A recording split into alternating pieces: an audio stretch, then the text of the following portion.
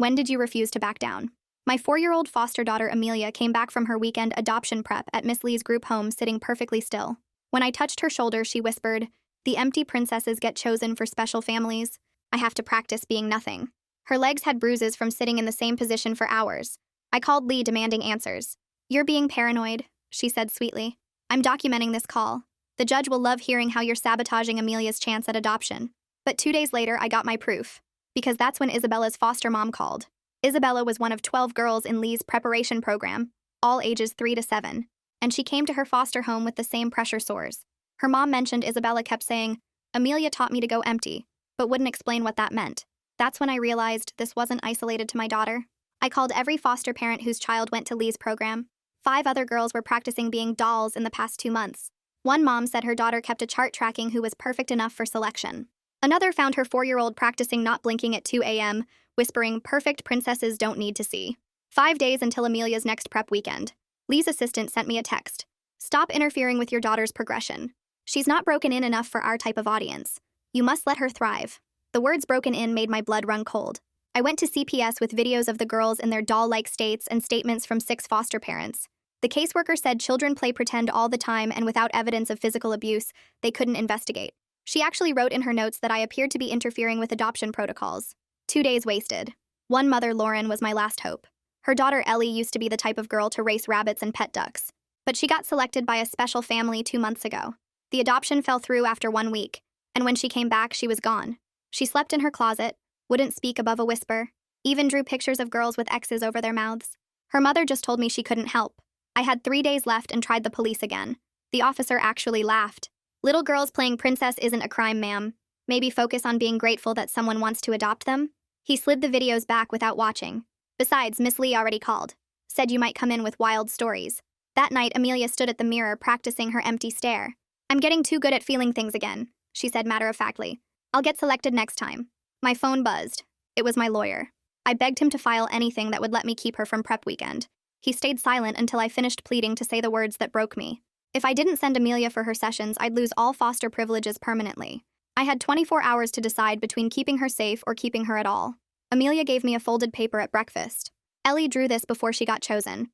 It showed a room full of men pointing at girls on a stage. The guilt in her 4-year-old voice trying to warn me broke me. 1 hour left and Amelia gripped my hand in the car. What if I can't go empty enough this time? When we pulled into Lee's driveway, 2 other cars were already there. Julia climbed out first, 5 years old, practicing her doll walk. Then Grace, 7, with perfect posture already. Amelia saw them and started crying. "Not them! They're almost ready!" I just smiled. Because I wasn't just dropping Amelia off tonight. I was getting into that showcase room. I called my cousin Randy, ex-military interrogator, and told him what was happening. "Give me 30, was all he said. The other foster parents were walking their daughters to the door. Randy arrived with his partner Finch. They'd done 3 tours together. Lee came out smiling, clipboard ready. But her face changed when she saw Randy. "Get inside," Randy said quietly. The other parents held their daughters back as we followed her in. Her assistant tried to run. Finch caught her in the hallway and had her zip-tied to a chair in seconds. Lee backed against the wall. "This is kidnapping. You just lost custody forever. Where's the showcase room?" I cut her off. Randy already found it. Electronic lock, just like the former employee said. He had it bypassed in under a minute. Lee went white. "You can't go in there. Please. You don't understand who—" I moved toward the door. The door opened into darkness and I fumbled for a light switch while Randy pushed past me with his phone flashlight already on. The overhead lights clicked on and my stomach twisted at what I saw. Small platforms lined up in perfect rows, each one numbered from 1 to 12. Spotlights hung directly above each platform, angled down to create perfect circles of light. At the far end of the room sat a viewing area with leather chairs arranged in a semicircle. Randy was already recording everything on his phone while behind us Finch kept Lee pinned against the hallway wall. The assistant struggled against her zip ties but couldn't break free. I stepped closer to the platforms, and that's when the smell hit me. Cleaning products mixed with something else. Something that made my skin crawl. Fear had a smell and this room reeked of it. My hands shook as I pulled out my phone and started taking pictures. The platforms were child height, maybe 2 feet off the ground. On platform number 3, I saw scratch marks where tiny fingernails had dug into the wood. Behind the viewing chairs stretched a long mirror that ran the entire length of the wall. I walked closer and realized it was one-way glass. People could watch from behind without being seen. In the corner sat a white box and I lifted the lid with trembling fingers. White dresses filled it, all different sizes but the same style. The smallest ones looked made for toddlers. Randy had found a filing cabinet against the side wall and yanked it open. Folders spilled out and he grabbed them while Lee started screaming from the hallway. "You're going to prison for this. This is breaking and entering. I'll sue you for everything." Randy ignored her and spread the folders across one of the platforms. Each folder had a photo paperclipped to the front. Young girls, all between 3 and 7 years old. I recognized Julia's face immediately, then Grace, then Isabella. Randy opened Julia's folder and I read over his shoulder. The evaluation form had categories that made me sick. Compliance rated on a scale of 1 to 10. Presentation scored the same way. Something called malleability with notes about resistance levels and conditioning progress. My hands fumbled through the folders until I found Amelia's. Her photo showed her smiling, taken before all this started. The evaluation notes made me grab the nearest trash can. Exceptional potential for complete psychological restructuring was written in neat handwriting. Shows initial resistance but responds well to isolation and reward removal. The dates for future showcases were circled in red. Friday's date had a star next to it with pre-selected for premium viewing written beside it. Premium viewing. Those 2 words made everything clear. Finch called out from across the room where he'd found something mounted on the wall. A camera system with multiple angles covering every inch of the room. Red lights blinked on each camera showing they were recording. He traced the cables to a locked metal box and pried it open with a screwdriver from his pocket. Inside sat a hard drive, multiple USB ports, and what looked like streaming equipment. Lee went completely silent when she saw him disconnect the hard drive. Her face turned white and she stopped struggling against the wall. The assistant started crying and begging Finch to let her go. Outside, I heard car doors slamming and remembered tonight was a regular session. More foster parents were bringing their daughters right now. Randy looked up from the files and pointed toward the door. "Go stop them. We'll keep these 2 here and secure everything." I ran through the hallway and burst out the front door just as 3 more cars pulled up. The first car's door opened and a woman helped her daughter out. The little girl walked like a robot, each step measured and perfect. Another car door opened and out came a 6-year-old practicing her empty stare. I ran toward them waving my arms. "Stop! Don't go inside." The parents looked confused and one started to argue, but I pulled out my phone. The photos of the showcase room made them gasp. One mother saw the platforms and started shaking. "My daughter has nightmares about standing on number 7. She wakes up crying about her number." The other parents gathered around as I showed them more pictures. The white dresses, the viewing chairs, the one-way mirror. A father grabbed his daughter and held her tight. We formed a circle in the driveway, all of us keeping our girls close. I dialed 911 and this time asked specifically for a supervisor. "We have evidence of child trafficking at Miss Lee's facility. We have video evidence and multiple witnesses." The dispatcher's tone changed immediately when I mentioned trafficking and evidence. She said units were on the way and to keep everyone outside for their safety. My next call was to Elena Reiner, a pediatrician who specialized in documenting child abuse cases. She answered on the second ring and I explained everything in rushed sentences. She said she'd leave immediately and bring her forensic photography equipment. 10 minutes later, the first police car pulled up and my heart sank. It was the same officer who had laughed at me before. He got out of his car already looking annoyed. "Ma'am, I told you already that Miss Lee runs a legitimate program." But Randy appeared in the doorway and called out to him. "Officer, you need to see this room." The officer followed Randy inside and I watched through the doorway as his whole expression changed. His hand went to his radio and he called for backup and a detective unit immediately. Randy pulled the officer over to the filing cabinet and started laying out folder after folder on a nearby desk. The officer's face went from annoyed to shocked as he saw the photos of little girls paper-clipped to evaluation forms with ratings for compliance and presentation. I knelt down next to Amelia, who kept tugging on my shirt asking if she did something wrong.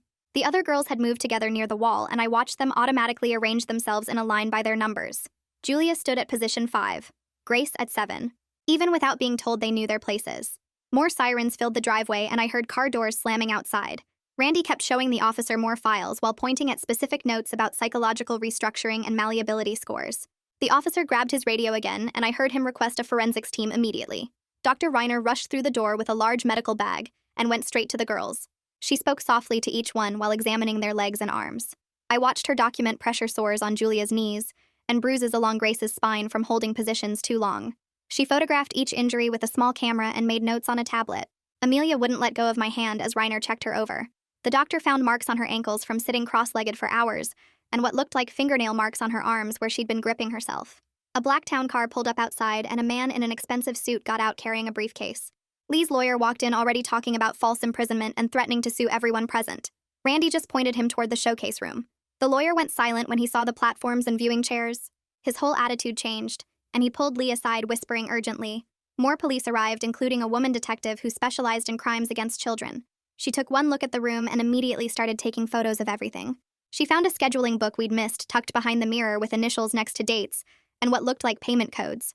The detective called for additional units to secure the entire property as a crime scene. I pulled out my phone and started texting every foster parent whose child was in Lee's program. I told them not to bring their daughters here ever again and asked them to check for bruises or pressure sores. My phone started buzzing immediately with responses. Photos of bruises on legs, marks on backs. One mom sent a video of her daughter practicing her doll pose at 3 in the morning. The detective started interviewing parents one by one in the hallway, while Reiner continued examining each girl. She pulled me aside after checking the 7th child and told me quietly that several girls showed signs of systematic conditioning that bordered on torture. The sleep deprivation alone could cause lasting damage. Cullen Budd arrived with a photographer but immediately agreed to keep all the children's faces out of any photos. He started documenting the showcase room and interviewing parents who were willing to talk. I watched him take notes as one mother described finding her daughter standing perfectly still in their backyard for 2 hours. Another expensive car pulled up and Donovan English from CPS got out looking annoyed. He started complaining about being called out after hours until the detective led him to the showcase room. His face went white when he saw the platforms, and Reiner's preliminary medical report spread on a table. He immediately got on his phone ordering a full investigation of Lee's facility and every placement she'd handled. He found me in the crowd of parents and apologized for his department dismissing my concerns. Lee tried to speak up, saying this was all a misunderstanding. She claimed she was just teaching the girls proper behavior for meeting adoptive families. The detective showed her the hidden cameras and payment codes from the scheduling book. Lee stopped talking and looked at her lawyer, who told her not to say another word. The assistant started crying harder in her chair. Finch had been watching her the whole time, and now the detective turned her attention there. The assistant broke down completely and started talking about how Lee told her the girls needed to be prepared for selection. She said Lee had a list of special clients who liked their children completely obedient. She mentioned names of people who'd attended previous showcases. The detective's expression got darker with each name. She called for backup to start locating these individuals immediately. Parents kept arriving after getting my texts and the driveway filled with cars. Each one wanted to see the showcase room for themselves. The detective had to post an officer at the door to preserve the crime scene. Reiner set up a makeshift examination area in another room, and parents brought their daughters in one by one. The evidence kept mounting. Bruises, pressure sores, signs of sleep deprivation, and psychological trauma in every single girl who'd been through Lee's program. English's team started arriving to document everything and begin emergency custody reviews. The showcase room had been set up for tomorrow night's viewing, and they found a list of expected attendees tucked into Lee's desk drawer. The detective immediately recognized several prominent names and made more calls. Within an hour, the entire property was surrounded by police vehicles and crime scene tape. The detective started checking other rooms while Randy kept poking around the main office area. Behind a bookshelf in Lee's office, we found another door with a keypad lock that nobody had noticed before. The detective called his tech guy, who showed up with tools and had it open in about 20 minutes. Inside was worse than the showcase room. 3 computers were still running with external hard drives attached and stacks of DVDs labeled with dates going back 5 years. The detective put on gloves and started checking the computer screens while making sure nothing got deleted. One screen showed a video editing program with clips of girls practicing their poses. Another had spreadsheets with names and numbers that made my stomach turn. The detective immediately called for the computer forensics team and told everyone not to touch anything else in that room. English pulled out his phone and started making calls right there in the hallway. He was ordering emergency protective custody for all 12 girls in the program and wanted social workers at each house tonight. I heard him tell someone on the phone to check on every single girl and document any signs of abuse or conditioning. Amelia had been clinging to me this whole time, but suddenly she just broke down sobbing. She kept saying she tried so hard to be empty, but it made her feel like she was disappearing inside. Her little body was shaking and she couldn't catch her breath. Reiner came over and helped me calm her down, then pulled me aside to give me cards for trauma specialists who could start seeing Amelia immediately. She said the conditioning these girls went through would need intensive therapy to undo. The detective found a filing cabinet in that locked room with financial records showing deposits of $10,000, $20,000, even $50,000 after certain dates. Some deposits were reversed a week or 2 later when girls got returned. The amounts were way too high for normal adoption fees. He took photos of everything and said this proved human trafficking, not just illegal adoption. Randy was still searching Lee's main office when he noticed a picture frame sitting crooked on the wall. He pulled it away and found a wall safe with a digital lock. The detective added it to the evidence list and said they'd need a warrant to get it opened properly by professionals who could preserve any evidence inside.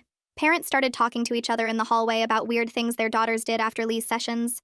One mom said her daughter would wake up at 3 in the morning to practice statue games in the bathroom. Another found her 4-year-old hiding in the closet, whispering that she needed to practice being small and quiet. Every story made the pattern clearer. A car pulled up outside and a woman in a suit got out carrying a briefcase. English told me it was ADA Samara Gentry, who handled major crimes against children. She walked straight to the showcase room and stood there taking it all in. Then she looked at the platforms, the viewing area, and the hidden cameras. She pulled out her phone and started dictating arrest warrants for Lee and her assistant right there on the spot. Lee's lawyer tried to interrupt, saying his client had information about more prominent people involved if they could work out a deal. Gentry told him any cooperation would be considered, but she wasn't making promises until she knew what information Lee actually had. The lawyer kept pushing, but Gentry just kept writing up the warrants. Something hit me while watching all this happen. Tonight was supposed to be a major showcase according to that scheduling book. I mentioned it to the detective and asked if buyers might still show up not knowing about the raid. He immediately got on his radio and had unmarked cars positioned around the property to watch for anyone approaching. Not even 10 minutes later, an expensive black car pulled up to the curb. A man in a suit got out and started walking toward the door, but stopped when he saw all the police cars. He turned around fast and got back in his car. Officers followed him and ran his plates while he was trying to leave. The detective's radio crackled, and I heard them say the car was registered to a city official whose name I recognized from the news. More parents kept arriving after getting my earlier texts, and the driveway was getting packed. Each one wanted answers about what had been happening to their daughters. The detective had to assign an officer just to manage the crowd and keep people from contaminating the crime scene. English was still on his phone coordinating welfare checks on all the girls, while Reiner continued documenting injuries and taking statements from parents. The forensics team arrived with cases of equipment and went straight to that locked room with all the computers. They started making copies of everything before disconnecting the systems to prevent any remote wiping. One tech told the detective it would take days to go through all the video files, but from what he could see, there were recordings of every showcase for the past 5 years. Randy and Finch were keeping Lee and her assistant separated while the police processed them. The assistant kept crying and trying to talk, but her lawyer told her to stay quiet. Lee just sat there with this blank look like she couldn't believe she'd been caught. Every few minutes, another piece of evidence turned up and the case kept getting bigger. Reiner came out of the exam room after 2 hours with all 7 girls and walked straight to Gentry with her clipboard full of notes. She showed her the photos she'd taken of pressure marks on their legs and backs from holding positions for hours, the muscle strain patterns that matched forced posture training, and worst of all, signs of sleep deprivation in every single child. Gentry took one look at the medical documentation and started writing up additional charges for systematic physical abuse, while Reiner said she'd testify in court about the damage being done to these girls' developing bodies. The forensics team's van pulled up, and 3 techs in blue jackets carried in cases of equipment, heading straight for that locked computer room the detective had found earlier. They started pulling hard drives and making copies of everything before disconnecting the systems, and one tech mentioned to the detective that the files were all encrypted, but they could crack them back at the lab. Another tech was checking the showcase room's cameras and discovered they weren't just recording locally, but streaming to remote IP addresses, which meant buyers could watch from anywhere. English got off his phone and told me his team had reached all 12 families in the program, and 2 more girls were showing the same symptoms, so their parents were bringing them in for Reiner to examine right away. He was making notes in his tablet about each family's report, and I could see his face getting more angry with every story he documented. That's when I noticed Lee had somehow gotten her hands on a phone, even though she was supposed to be in custody, and she was whispering urgently to someone about cleaning everything up immediately. The detective saw it too and grabbed the phone from her, but she'd already ended the call, so he got on his radio asking for an emergency warrant to trace the number she'd dialed. Lee just sat there with this smug look like she'd already warned whoever needed warning, but the detective said they'd have the number traced within the hour. My phone buzzed with a text from Cullen saying his article was going live in 10 minutes, and true to his word, the story hit the news site with the headline about a foster trafficking ring being discovered. He'd kept all the children anonymous like he promised, but included enough details about the showcase room and the conditioning program that people would understand how serious this was. Within minutes, the article had hundreds of shares and comments from horrified readers demanding justice, and other news outlets started picking it up and calling the police station for statements. More cars started pulling into the driveway as foster parents who'd gotten my earlier texts arrived, wanting to know what was happening to their daughters. We ended up gathering in the parking lot while the police worked inside, and everyone was sharing stories about weird things their kids had been doing after Lee's sessions. One mom said her daughter would stand in the corner for hours practicing being still. Another found her 6-year-old had been skipping meals because dolls don't need food, and every story made us realize how blind we'd been to what was really happening. The locksmith finally arrived to work on that safe Randy had found, and it took him 40 minutes with special tools, while a detective supervised and documented everything. When it finally clicked open, the detective put on gloves and started pulling out USB drives labeled with years, stacks of cash in different currencies including euros and yen, and then a leather folder that made him stop cold. Inside was a list of names with numbers next to them, and when he showed it to me, I saw Amelia's name at the top, with the highest price of all at $50,000. Lauren's car pulled up, and she got out holding Ellie's hand, the little girl who hadn't spoken above a whisper since her failed placement 2 months ago. Ellie saw the police cars and the officers leading Lee toward a patrol car in handcuffs, and something shifted in her face like she finally understood she wasn't the problem. She pulled away from her mom and walked right up to where Lee was being put in the car, and in the loudest voice any of us had heard from her in months, she said the words that made several parents start crying. The detective carefully inserted one of the USB drives from the safe into an evidence laptop, and his face went white as thumbnails loaded, showing photos of young girls from what looked like previous years.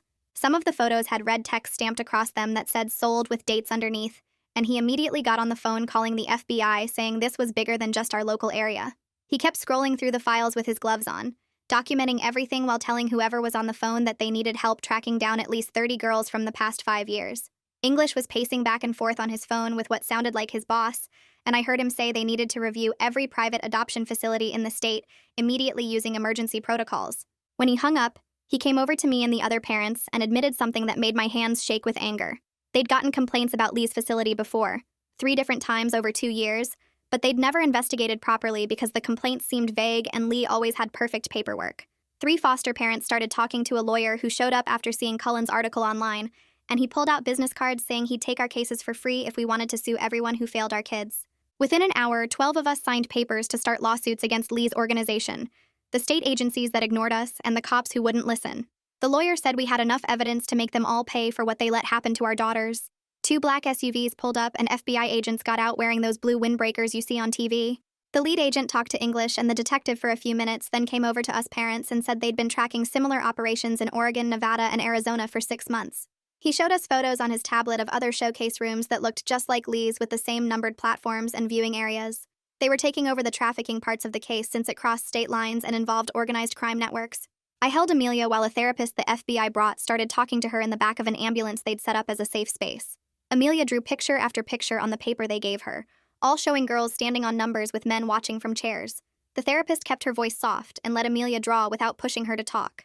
After 20 minutes, Amelia drew herself on platform 3 with an X over her mouth, and the therapist looked at me with tears in her eyes. She said it would take months or maybe years of therapy to help Amelia recover from this kind of conditioning. Lee's assistant started crying when the FBI agents told her she was looking at federal charges and offered her a deal if she'd tell them everything. She talked for 2 hours straight into their recorder about how Lee taught them to pick girls who were already damaged enough to break easier. She said they looked for foster kids with no family connections who wouldn't be missed if something went wrong. The assistant named 6 men who came to every showcase as regular buyers, including 2 judges from family court who helped Lee get access to more foster kids. She gave them passwords to encrypted files and showed them where Lee kept records of every girl who'd been sold over the years. Cullen's article got picked up by CNN and Fox News within 3 hours, and suddenly news vans started showing up at Lee's facility. They interviewed parents who wanted to talk and kept the cameras rolling as more evidence got carried out in boxes. A website got set up for donations to help pay for therapy for all the girls, and within a day it had raised over $100,000. People were angry and wanted to help however they could. Gentry showed up and told us a grand jury would review everything in the next few weeks to decide on official charges. She said this was the biggest child trafficking case the state had ever seen and promised she'd fight for the maximum sentence for everyone involved. She gave each parent her direct phone number and said to call if we remembered anything else or if our daughter said something important during therapy. Randy and Finch got taken to the police station for questioning about how they'd handled Lee and her assistant, but the chief let them go after an hour. He actually thanked them for preserving evidence properly and said their military training helped build a case that would hold up in court. Randy told me later the chief admitted they should have listened to me weeks ago when I first came in with concerns. The FBI agent came back over and told us they'd found records showing Lee had been running this operation for 7 years, with at least 40 girls going through her program. They were starting to track down every single one to check if they were safe and getting them help if they needed it. Some had been adopted by the buyers and disappeared completely, so it would take time to find them all. That night, Amelia actually slept for 6 hours straight, which was the longest she'd slept in weeks without waking up scared. She still checked that I was there every couple hours, reaching out to touch my arm, then going back to sleep. Her therapist said this was normal and would get better as she felt safer. She warned me Amelia might have nightmares and flashbacks for a long time. 2 weeks later, the indictments came down, and Lee got charged with federal trafficking, conspiracy, and 37 counts of child abuse. Her assistant got 15 years in a plea deal for testifying against everyone else. They arrested 4 of the buyers at their homes, and 2 more tried to run but got caught at the airport. The judges who bought girls both got 40-year sentences after the evidence showed they'd been part of planning the whole operation from the start. English showed up at my door 3 weeks later with a thick folder and an apology that looked like it physically hurt him to give. He stood there in his suit explaining how his department was putting in new rules for checking adoption places with surprise visits and better training for workers. I watched him shift his weight from foot to foot as he went through his prepared speech about how they'd failed us and were making sure it wouldn't happen again.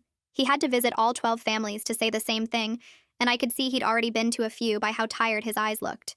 The FBI agent called that same afternoon to tell me they'd caught one of the buyers trying to board a plane to Costa Rica with a fake passport. Another one got grabbed at the Canadian border when the dogs found cash hidden in his car panels.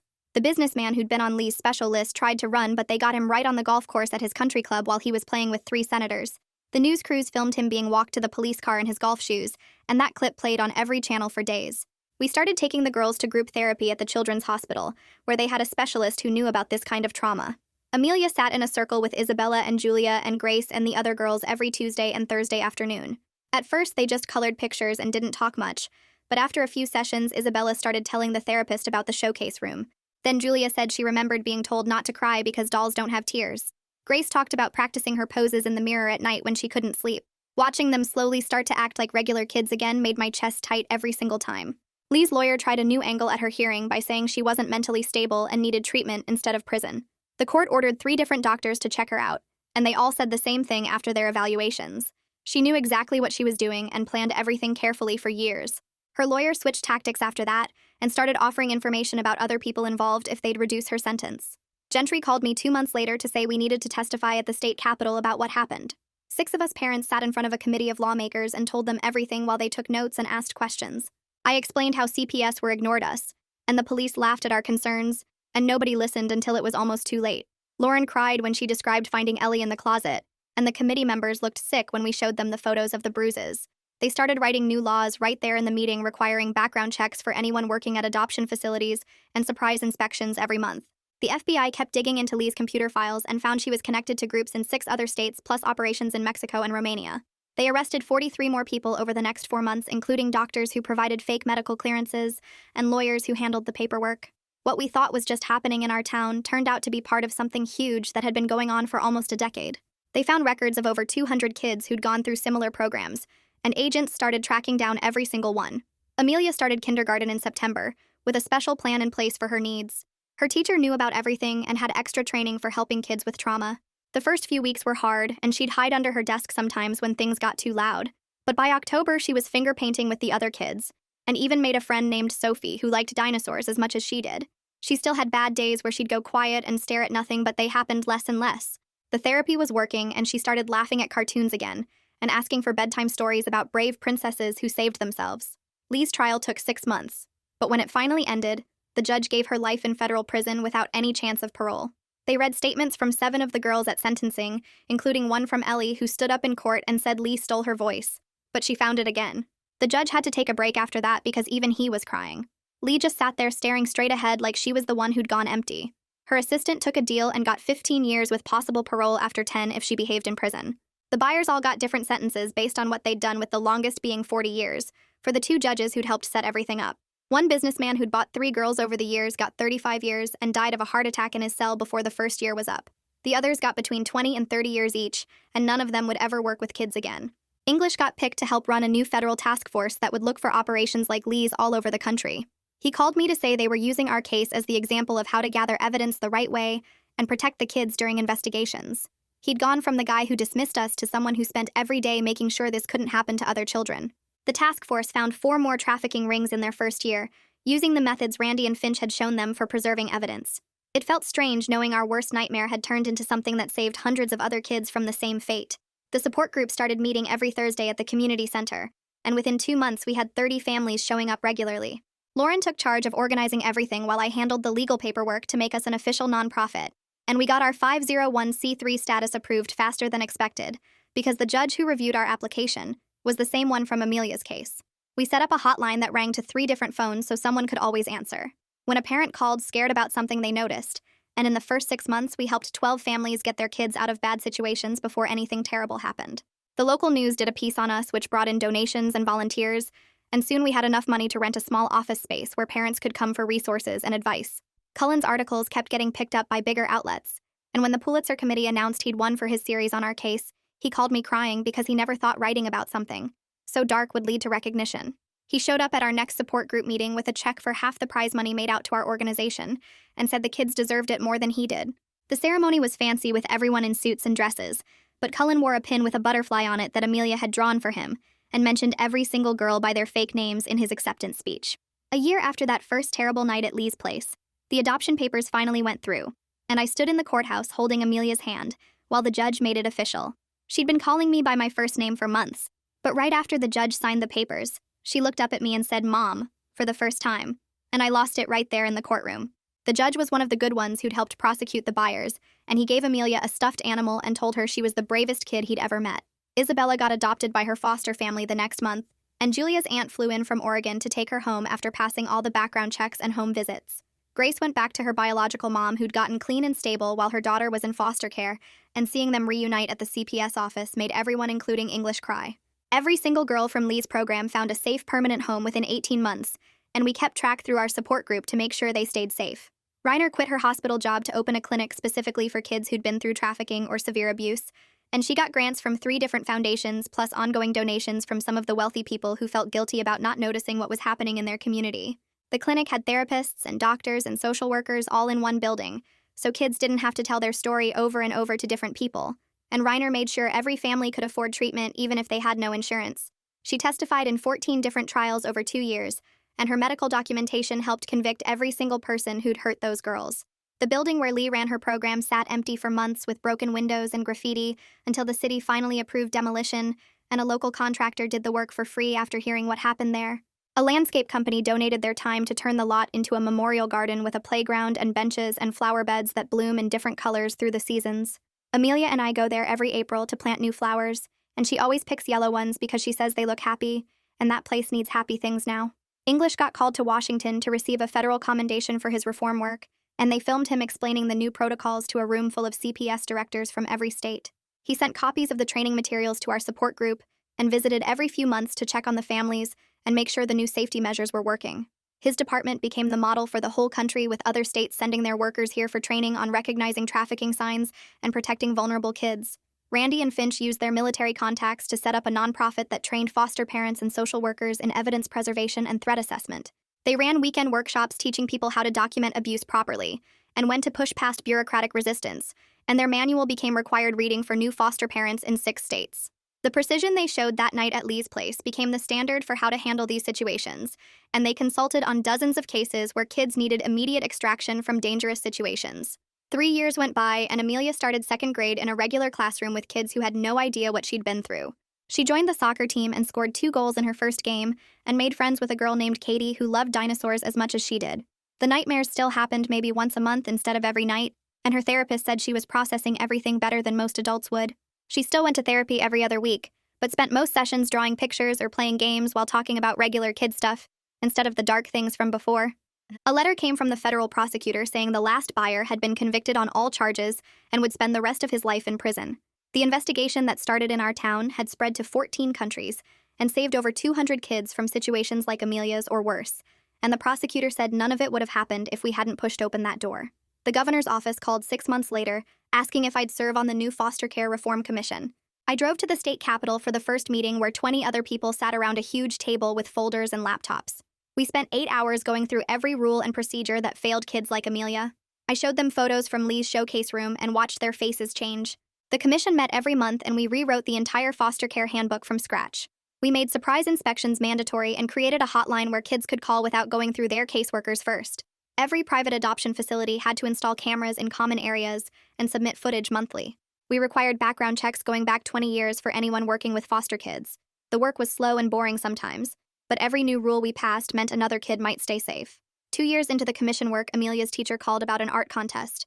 She'd painted butterflies breaking out of cardboard boxes using every color she could find. The butterflies had huge wings and tiny smiles, and one was helping another escape. At the school assembly, they called her name for first place, and she ran up to get her blue ribbon. She held it up and grinned so big I started crying right there in the auditorium. Her painting got displayed in the school lobby where everyone could see it. That night, she taped the ribbon to her bedroom mirror and told me the butterflies were like the girls from Lee's place finally getting to fly away. That's a wrap for now. Thanks for just hanging out and exploring all these little details with me. Until next time, subscribe for more content like this.